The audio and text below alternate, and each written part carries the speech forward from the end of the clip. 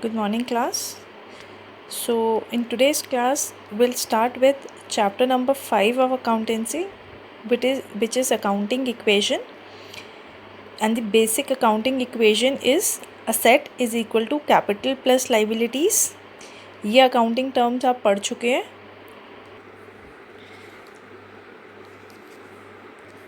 Assets are useful economic resources of an enterprise which can be expressed in money. Assets can be current assets which can be converted into cash within a year's time, or a non-current assets which are held by the business for use in the business and not for resale. Then liabilities term भी आपने पढ़ी है. Liabilities are the obligation that the firm has to pay, and capital is the amount invested by the owner. So our accounting equation is asset is equal to capital plus liability, and this equation is based on the dual principle, which says that for every transaction has two aspects, debit and credit, and we record both the aspect in the books of accounts. So on the basis of dual principle, we'll start with the question and see how to prepare the accounting equation. So accounting equation करने का format रहेगा transaction asset is equal to capital plus liabilities. आप इसको अपनी notebook में horizontal form में कर सकते हैं, because we need to create the columns. तो हमें एक बड़ा पेज चाहिए, तो आप अपनी नोटबुक को हॉरिजॉन्टल फॉर्म में यूज़ कर सकते हैं. तो मैंने अपना अकाउंटिंग इक्वेशन का फॉर्मेट बना लिया है. Transaction asset is equal to capital plus liability. तो हम अपनी पहली ट्रांजैक्शन से स्टार्ट करते हैं. Started business with cash 1 lakh rupees. तो इस ट्रांजैक्शन के दो एस्पेक्ट आप क्या निकाल सकते हैं कि बिजनेस स्टार्ट हुआ, दैट मीन्स कैपिटल, ओनर ने कुछ अमाउंट कंट्रीब्यूट किया, that will B capital, and cash. Cash जो है वो हमारा असेट है एंड कैपिटल इज़ कैपिटल. तो हम इसको अकाउंटिंग इक्वेशन में रिकॉर्ड करेंगे कुछ इस तरीके से. मैंने ट्रांजैक्शन लिख दी. स्टार्टेड बिजनेस, असेट साइड पे कॉलम क्रिएट किया कैश 1 लाख, और कैपिटल के नीचे भी 1 लाख दिखा दिया. तो मेरी अकाउंटिंग इक्वेशन अभी क्या बनती है कि असेट साइड पे कैश है 1 लाख, कैपिटल है 1 lakh. So asset is equal to capital plus liability. Since अभी लाइबिलिटी कुछ नहीं है तो वो ज़ीरो अज्यूम करेंगे. अब हम अपनी नेक्स्ट ट्रांजैक्शन लेते हैं. Credit purchase of goods. तो जब हम अपने गुड्स क्रेडिट पे परचेज़ करते हैं, उसके दो एस्पेक्ट क्या हो रहे हैं. एक तो बिजनेस में गुड्स का इनफ्लो हो रहा है and goods is part of current assets. And अब हमने इसको कैश में तो परचेज़ नहीं किया है, तो कैश का तो कोई आउटफ्लो नहीं हो रहा है. जब हम गुड्स क्रेडिट पे ख़रीदते हैं, then we use the term creditors. तो इसका इम्पैक्ट क्या आएगा. गुड्स परचेज ऑन क्रेडिट से 60,000 हम असेट साइड में एक स्टॉक का कॉलम क्रिएट कर लेंगे और वहाँ पे लिख देंगे प्लस 60,000. सिमिलरली लाइबिलिटीज़ में हम एक कॉलम क्रिएट करेंगे क्रेडिटर्स का और वहाँ पे लिख देंगे plus 60,000, because these goods are purchase on credit.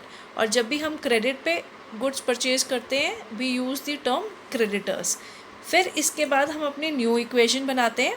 अब हमारे बिजनेस में क्या है. कैश है 1 लाख का, स्टॉक है 60,000 का. तो टोटल असेट्स कितने हो गए 1,60,000.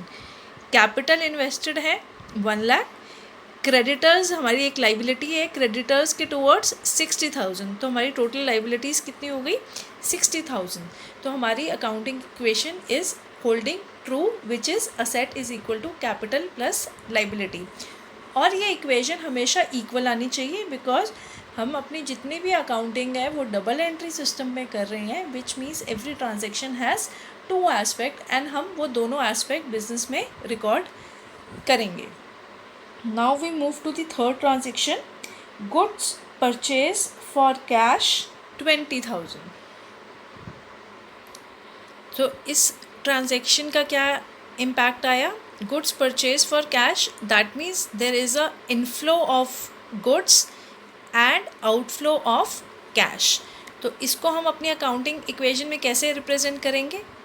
कैश में से विच वॉज 1 लाख माइनस 20,000. हम जो फिगर माइनस की होती है उसके आगे ब्रैकेट लगा के रिप्रेजेंट कर सकते हैं. तो this bracket means negative. So cash में से माइनस 20,000, स्टॉक में प्लस 20,000. तो अब हमारी अकाउंटिंग इक्वेशन, न्यू इक्वेशन क्या बनती है? Cash is 80,000, stock is 80,000, which is again 1,60,000, capital is 1 lakh, creditor is 60,000. So again the accounting equation is holding true, which is 1,60,000 on the asset side and on the liability side 1,60,000. Then next transaction will take purchase of machinery for cash. So purchase of machinery for cash 35,000. इसका क्या impact आएगा? There will be inflow of machinery in the asset and machinery will be shown on the asset side, and since it is purchased on cash there will be outflow of cash. So 80,000 was the cash balance minus 35,000. Asset side पे हम एक column create करेंगे machinery का और उसमें plus कर देंगे 35,000 and then will prepare the new equation. So our new equation is cash is 45,000 which is 80 minus 35. 45,000 is cash, stock is 80,000, machinery is 35,000, capital is 1 lakh and liability is 60,000. So our accounting equation is still balancing, which is 1,60,000. Then we take the next transaction, paid salaries. इस transaction का क्या impact आएगा? Paid salaries का. जब हम salary पे करेंगे तो ये कैश में से माइनस होगा. तो हमने 45,000 का जो हमारा कैश का बैलेंस था उसमें से 6,000 सैलरी के माइनस कर दिए. And since it is expense of in business, तो बिजनेस के एक्सपेंस कौन मीट करेगा, कौन बियर करेगा? ओनर. और ओनर के अकाउंट को हम क्या कह रहे हैं? कैपिटल. तो ये एक्सपेंस जो है वो कैपिटल में से भी माइनस होगा क्योंकि ये बिज़नेस का एक्सपेंस है और बिज़नेस के एक्सपेंसेस प्रोप्राइटर या ओनर बियर करेगा. So 6,000 is subtracted from cash and capital. और since this is the last transaction that I am taking for this illustration, तो इसमें हम लिखेंगे फाइनल इक्वेशन. अभी तक हम निकले थे न्यू इक्वेशन, बट जो हमारी लास्ट ट्रांजेक्शन होगी उसके बाद हम लिखेंगे फाइनल ट्रांजेक्शन. तो इसको हम फाइनल ट्रांजेक्शन मान रहे हैं फर्स्ट इलस्ट्रेशन की, तो इसलिए हम फाइनल ट्रांजेक्शन लिखेंगे. तो 45,000 minus 6,000, cash is 39,000, stock is 80,000, machinery is 35,000, capital is 94,000 and creditors is 60,000. And जब भी हम कोई टोटल कर रहे हैं या जो हमारे फाइनल होगा किसी चीज़ का, we will always close with double line. आप यहाँ पे देख सकते हैं मैंने इसको डबल लाइन से क्लोज किया है.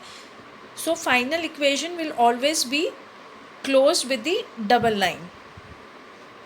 और हमारी जो अकाउंटिंग इक्वेशन में दोनों साइड का बैलेंस आ रहा है that will B 1,54,000 asset side as well as capital plus liability.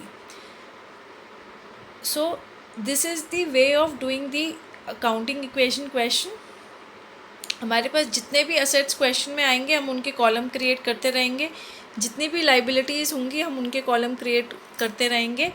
हर एक ट्रांजेक्शन के बाद एक्सेप्ट द फर्स्ट ट्रांजेक्शन, उसके बाद आप सेकेंड ट्रांजेक्शन लिखेंगे और उसके बाद हर एक ट्रांजेक्शन के बाद आप न्यू इक्वेशन क्रिएट करेंगे और जो लास्ट ट्रांजेक्शन होगी उसके बाद उसके के सामने आप लिखेंगे final equation.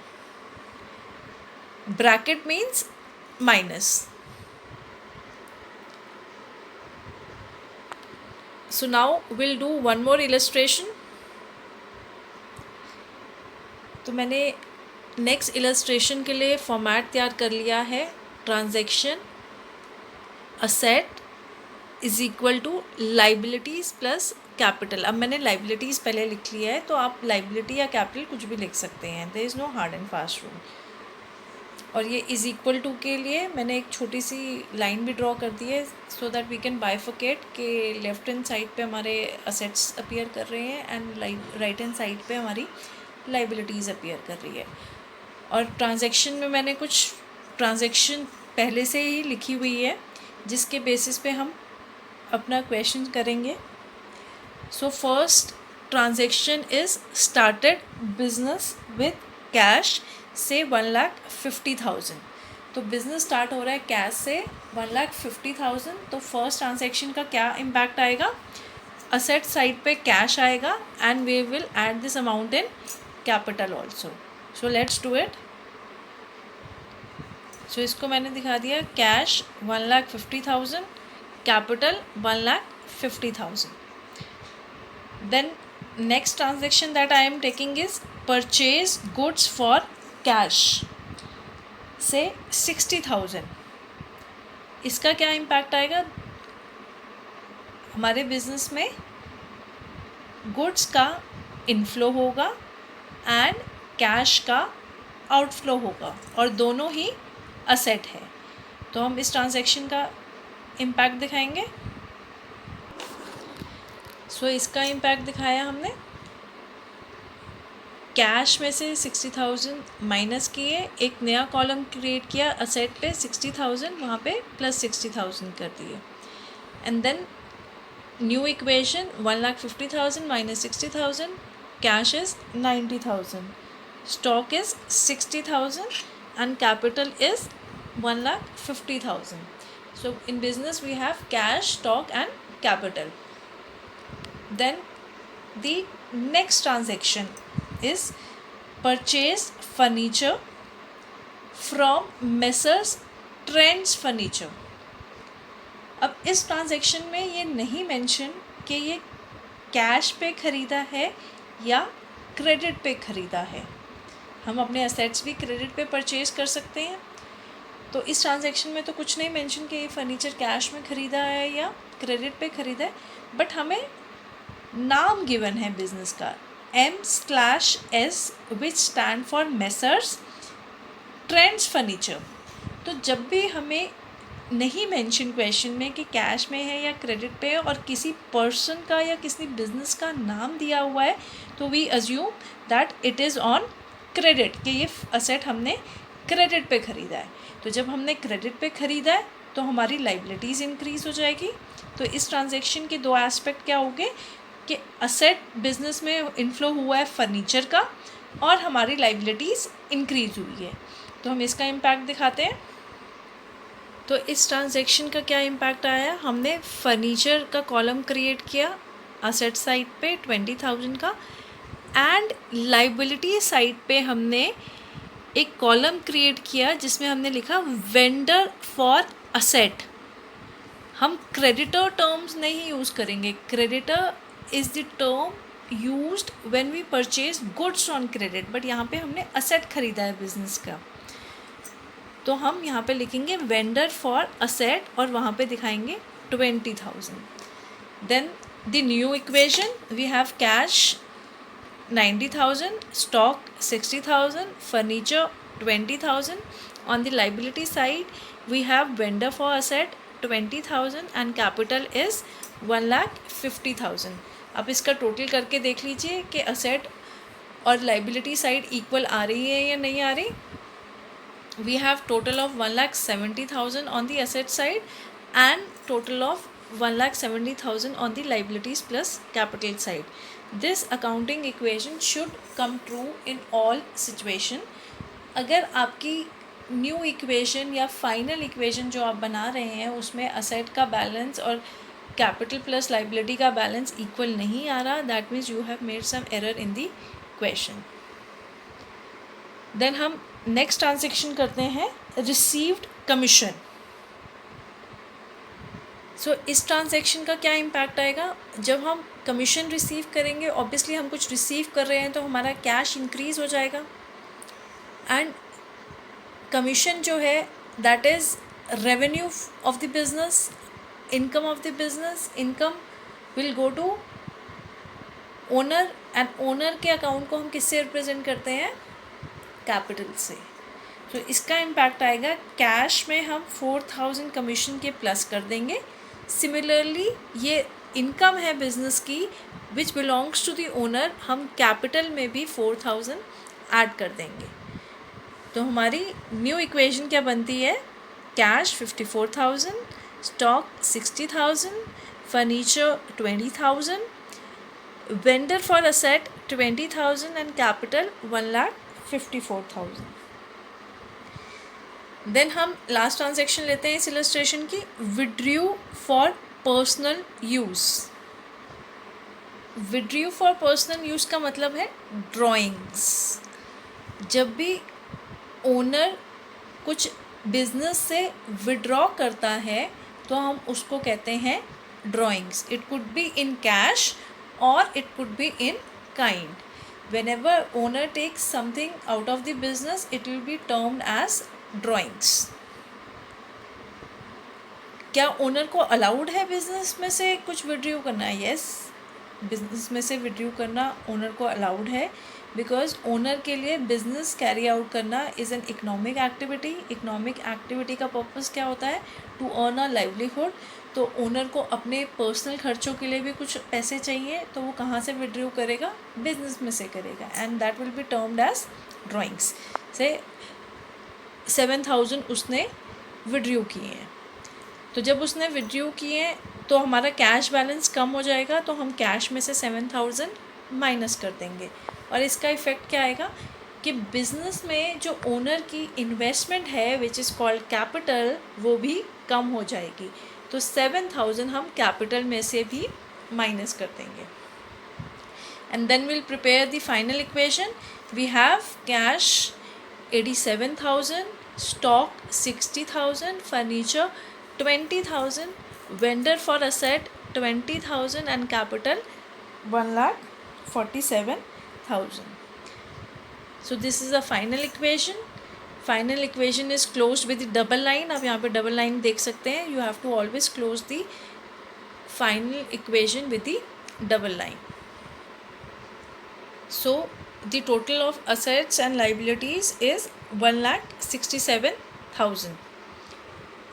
You can do the calculation and see asset is equal to capital plus liability is coming out to be 1,67,000. So with this we end our session today. I will be posting some questions that you will try and let me know. हम next session में इसी chapter को continue करेंगे. Thank you.